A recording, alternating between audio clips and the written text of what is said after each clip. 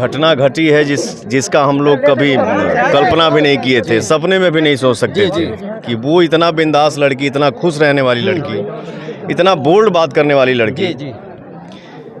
लेकिन अब क्या कहिएगा, आदमी कुछ बोल ही नहीं क्या सकता। आपको लगता है आकांक्षा दुबे आत्महत्या की है? भैया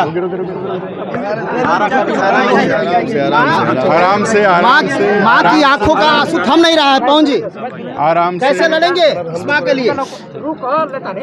मेरा देखिए, इस दुख की घड़ी में हम इस परिवार में आज शामिल हुए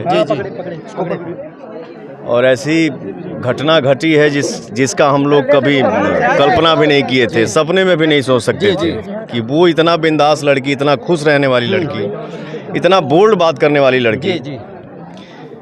लेकिन अब क्या कहिएगा, आदमी कुछ बोल ही नहीं क्या सकता। आपको लगता है आकांक्षा दुबे आत्महत्या की है या फिर हत्या? अब भाई सच्चाई क्या है ये ऊपर वाले जानते हैं। अच्छा पवन जी, आप तो कहीं ना कहीं आरा कभी हारा नहीं कहने वाली आकांक्षा दुबे आज रही नहीं, आपकी हीरोइन।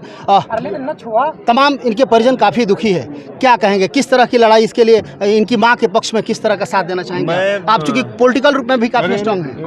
मैं आराम से बाबू, मैं आज आकांक्षा की माँ से मिला हूँ, पिता से मिला, उसके भाई से मिला। और क्या बातचीत क्या होगा बाबू, ये समय है बात करने वाला। मैं तो बस यही बोला हूँ कि मैं इस परिवार के साथ हूँ, ये नहीं कि आज हम पुछारो करे आइल बने। पवन जी बीजेपी की सरकार है और आप बीजेपी के एक अच्छे नेता भी हैं, अभिनेता के साथ साथ आप अपने पार्टी से किस तरह मदद कराएंगे आकांक्षा दुबे की? भैया वो देखो, बाबा के राज में अन्याय हो सकेला? बाबा के राज में न्याय मिली और मुझे पूरा भरोसा है कि उस लड़की को न्याय मिलेगा और इस परिवार को न्याय मिलेगा।